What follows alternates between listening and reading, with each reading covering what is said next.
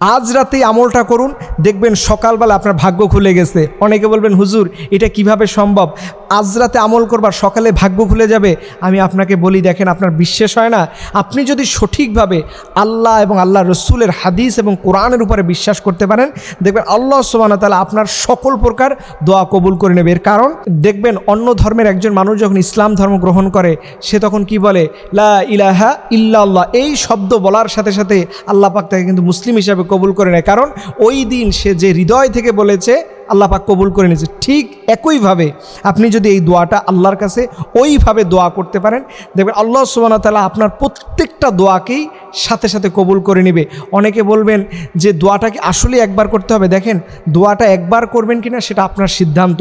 তবে নবী করিম সাল্লাল্লাহু আলাইহি সাল্লামের মতো মানুষ, যিনি আল্লাহর কাছে যা চাইছেন আল্লাহ তাকে তাই দিয়েছেন।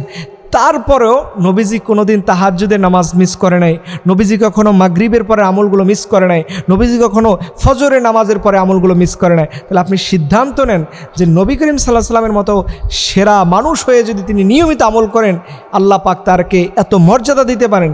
অথচ আমরা মাত্র একবারের অপেক্ষায় থাকি। আমি একবার বলতে বুঝিয়েছি, আপনি ফরজ নামাজের পরে এই আমলটা করবেন, অভ্যাস করবেন, খুব সহজ, মাত্র 15 সেকেন্ড থেকে 10 সেকেন্ড সময় লাগবে। কিভাবে আমলটা করবেন?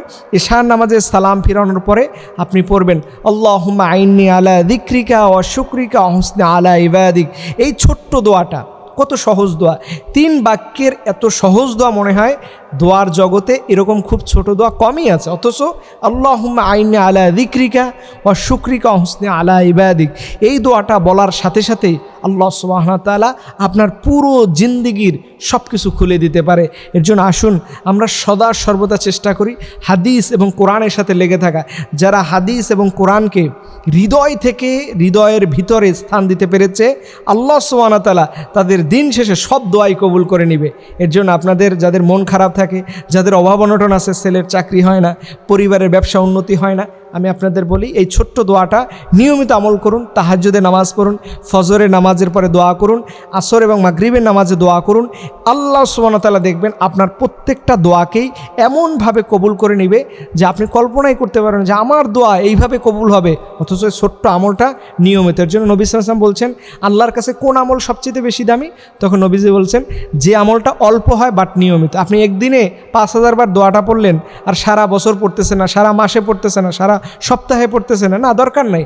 আপনি একবার পড়েন আল্লাহুম্মা আইন্নি আলা যিকরিকা ওয়া শুকরিকা ওয়া হুসনি আলা ইবাদিক, বাস এটা নিয়মিত একবার পড়েন, আপনার 5000 বার পড়ার দরকার নাই।